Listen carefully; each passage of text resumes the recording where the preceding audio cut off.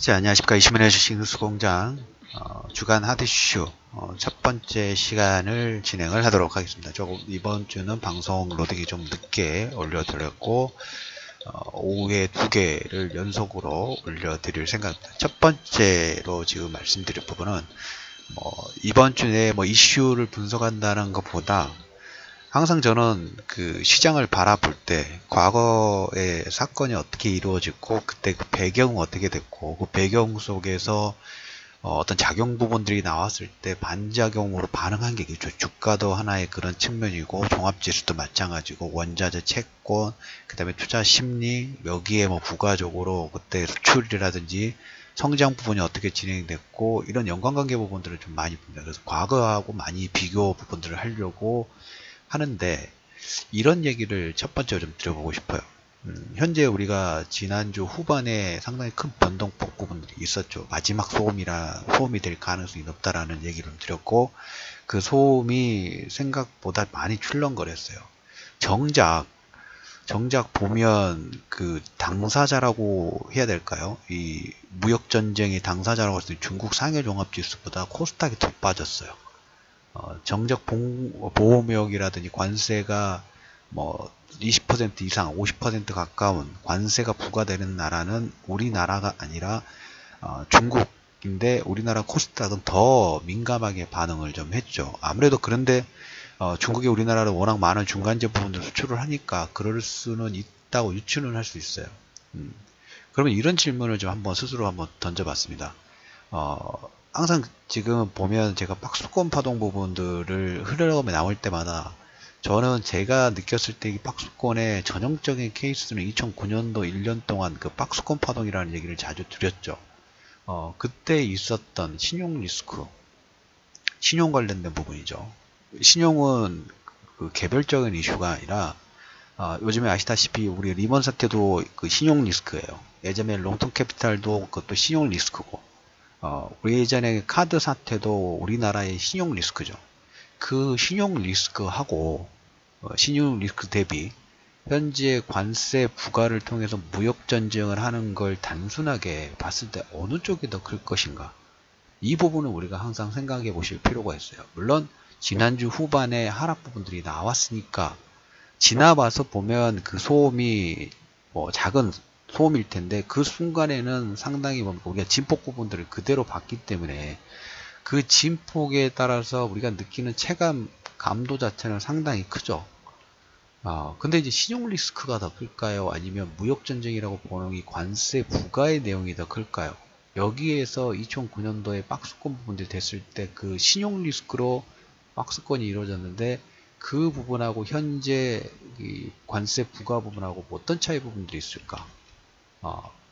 2009년도에 그때 11월 말 12월 달로 기억이 됩니다. 두바이 사태가 터졌어요. 두바이 사태가 터졌는데 그날 하루에 코스피가 얼마가 빠졌냐면 거의 4.7% 하락이 나왔어요. 5% 가까워. 지수가 4.7% 하락이 나왔고 환율이 거의 20원 정도 폭등을 했어요. 그때 두바이 사태의 요건 부분들을 간단하게 정리를 해본다면 두바이 최대 국영 지주였어요. 부동산 개발을 전문적으로 하는.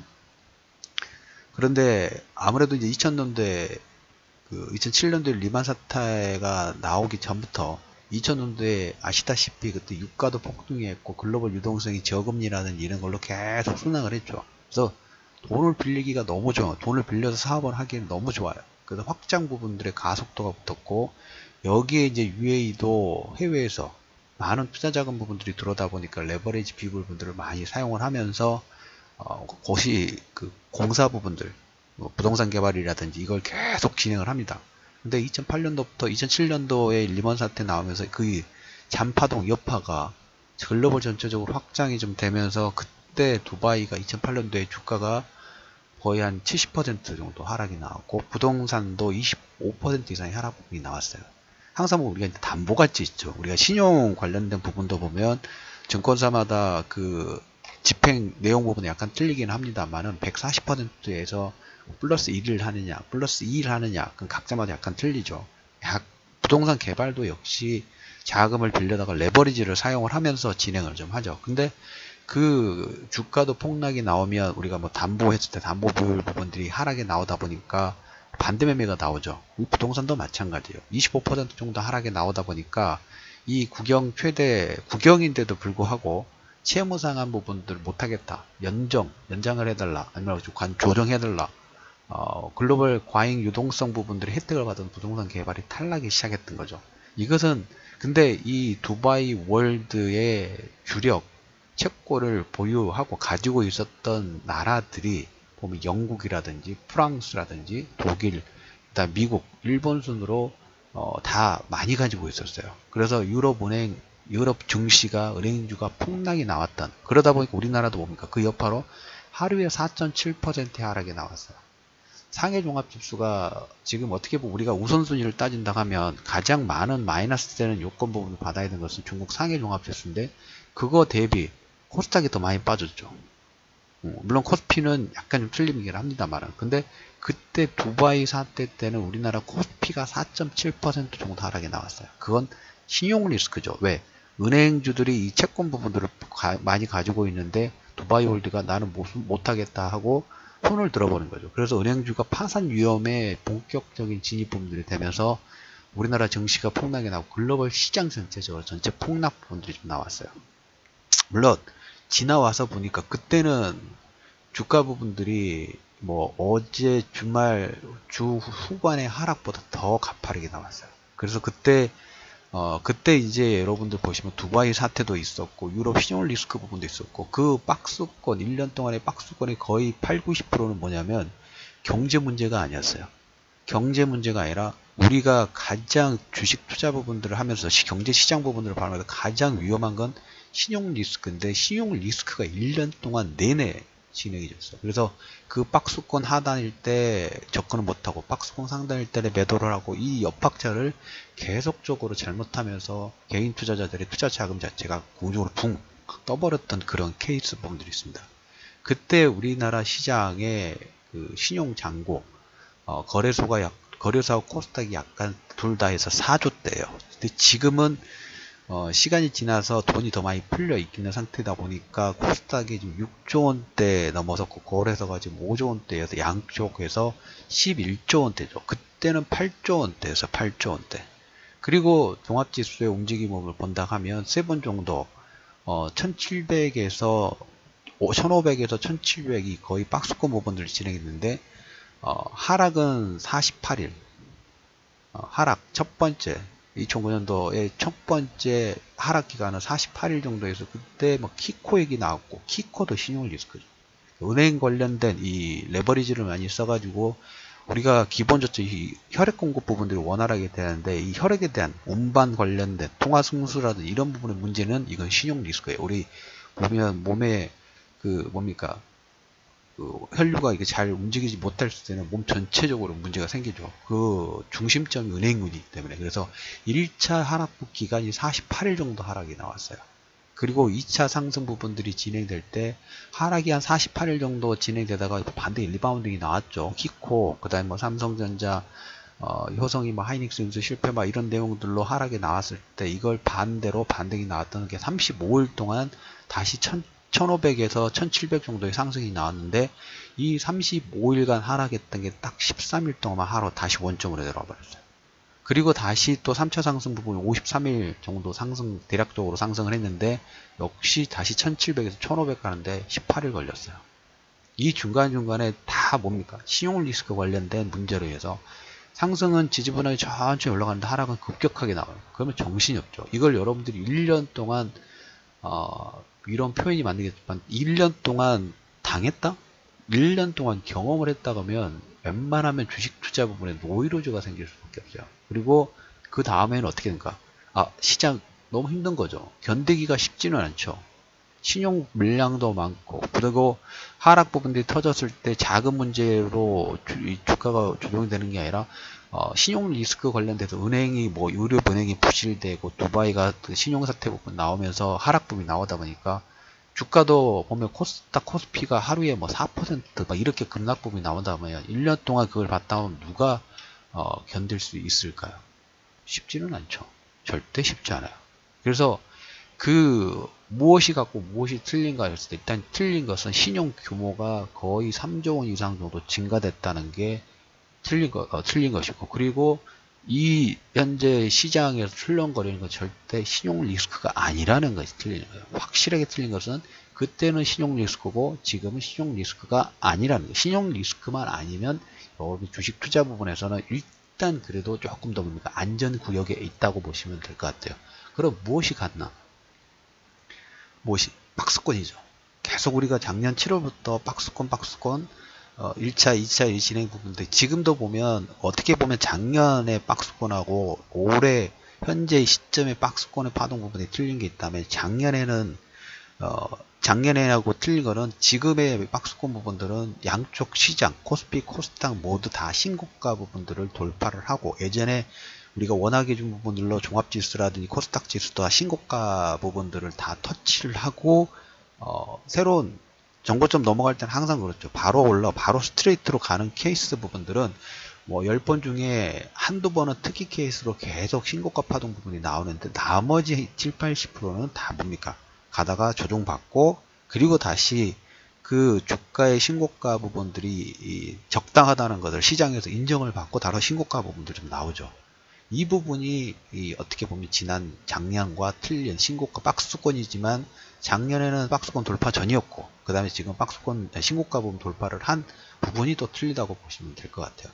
자, 그러면 이제 2007년도, 2009년도에 신용 리스크하고 지금 현재 관세 부과라는 그 다음에 금리 인상이라는 부분은 이게 ING가 되고 관세 무역 전쟁이라는 그리고 제2의 대공황이라는 그런 내용 부분이 나오는데 또 차이점 부분 하나만 더 얘기 드린다면 그때 우리나라 시장에서 주가가 약 4.7% 정도 급락이 나왔다고 그랬죠. 그러면서 그 시점에 외국인들의 투자 부분들의 금액 부분들을 보실 필요가 있어요. 우리가 주 후반에 외국인들이 현물이 가장 중요하다고 말씀을 드렸죠. 장중에 선물 거의 10,000계약 정도 신나게 공포 분위기를 만들었다가 종가상으로 반대로 돌려버렸죠. 이런 황당한 경우가 비일비재예요. 근데 그 외국인들의 선물 매도가 10,000계약 가까운 매도가 나왔는데 현물은 3천억, 2천억도 안 나왔어요. 그런데 신용 리스크가 반발했다 2009년도에 4.7% 하락이 나왔을 때 외국인은 얼마를 매도했냐면 2조 원대를 매도했어요. 우리나라 시장에 2조 원대를 매도를 했어요. 당일날. 그러다 보니까 확률이 20%가 폭등이 되고 코스피가 4.7% 하락이 나왔어요. 자, 우리가 느끼는 공포감은 클 수밖에 없어요. 잘 움직이다가 말 잘 듣는 동생이 어느 순간 반항을 하게 되면 이거 상당히 멍 뜨죠. 근데 이제 우리는 항상 단순 비교 부분들 해야 돼요. 물론 그때하고 현재를 같은 선상에 놓을 수 없지만 그때 왜 이런 내용들이 나왔는지, 그때 외국인들은 어떤 움직임을 보였는지 그거하고 비교 부분을 했을 때 그거보다 더 크다 가면 우리는 더 일단 단순하게 어떤 공통점 부분들을 만들어 놓고 비교 분석 부분들을 해야 되겠죠. 같은 선상에서 이때 했을 때 그때 외국인들이 2조를 매도했는데 지금 우리는 2천억도 안 되는 금액. 물론 선물의 매도 부분들은 진폭 자체가 크다 보니까 우리가 느끼는 체감, 특히 또 개인들이 우리 투자자분들이 가는 인덱스 부분들을 보는 게 중용주 종목군에 많이 들어가다 보니까 뭐 7%, 8% 이상의 하락 부분, 특히 제약이나 바이오 부분도 회계 문제로 약간 요즘 시끄럽죠. 그런 와중에 그리고 신용 잔고가 6조 원을 코스닥 쪽에 6조 원을 넘어서다 보니까 이 리스크 부분이 한 번에 같이 딱 건드리다 보니까 우리가 느끼는 체감은 상당히 틀립니다. 근데 2조 원 매도하고 2천억대 이하의 매도 부분들을 비교를 한다 하면 단순하게, 그리고 우리가 코스닥이 지금 시장에서 관세 문제 부분들로 가장 크게 영향을 받아 있던 건 우리나라도 있지만 우리는 어떻게 보면 퍼스트가 아니라 세컨이에요. 퍼스트는 중국이고 중국보다 어떻게 우리나라 코스닥이 더 급락 부분들이 나올 수 있는 것은 이건 약간 넌센스죠. 근데 넌센스이지만 투자의 신용이라든 이런 부분들 보면 그럴 수도 있겠다라는 생각 부분도 돼요. 그래서 이 리스크 부분들이 좀 나왔지만 신용의 리스크 부분하고 현재 신용의 리스크가 나왔을 때 2조 원에 매도하고 현재는 신용 리스크가 아니고 관세 부과, 뭐 추후에 또 설명드리겠지만 이 내용 자체의 타겟 자체는 틀리다는 거죠. 신용 리스크 대비 관세 부분의 문제이고 금액 자체가 2조 원대 대비 10분의 1 수준의 매도 부분들이 나왔다 보니까 두 개를 그냥 단순 비교 부분으로 합시다. 뭐가 더 문제일까요? 물론 이제 신용 부분이 있다 보니까 출렁거린 부분으로 나오겠죠. 하지만 이게 이런 흐름 부분이 나온다 해도 전체 시장의 판을 완벽하게 이제까지 상승 추세 부분에서 꺾여가지고 다시 상승이 시작했던 작년, 재작년 이 시점 우리가 가장 우려해야 되는 것은 신용 리스크도 있고 디플레이션인데 디플레이션에 우려간 부분도 일부 반영된 건 사실이에요. 왜? 무역 정쟁이 확산됐을 경우에 그 부분은 근데 너무 과하다고 말씀을 좀 드렸죠. 2조 원대 매도 4.7% 하루 만에 장중 신용 리스크 1700에서 1500포인트까지 일주일 만에 10일, 10일, 15일 정도 만에 하락 파동. 현재 우리나라 종합지수 1조 아니 2천억대 이하 2천억의 전후의 매도 부분들 그리고 신용 리스크가 아니라 관세 부과의 어떤 기싸움과 두 개를 단순 비교했을 때 우리가 디플레이션이 되고 글로벌 경기 부분들이 확인을 하고 가려고 하겠지만 그 리스크가 신용 리스크보다 더 클까요? 그 부분을 우리가 다시 한번 꼭 생각해 보실 필요가 있다라는 얘기를 드려보도록 하겠습니다. 그래서 이슈맨의 주식 뉴스 공장 주간 핫이슈 첫 번째 방송 부분들 정리를 하면서 우리가 하루에 2조 원대 외국인들 매도를 한다 하면 이건 상당히 놀랄 만한 일이겠죠. 그렇지 않고 그때는 유럽의 은행지들이 폭락이 나왔었고 제2의 리먼 사태급의 영향 부분들이 있어요. 근데 그것도 일주일, 보름 정도 1700에서 1500 정도 하락 부분들 하고 다시 원점으로 해결이 됐습니다. 그때의 소음 부분들은 느꼈던 파동은 너무 떨어진 것처럼 봤지만 지나와서 보면 그냥 작은 박스권이었을 뿐이에요. 그 흐름 부분들이 될 수 있을지 다른 분석 부분들은 2부에서 진행을 해드리도록 하겠습니다.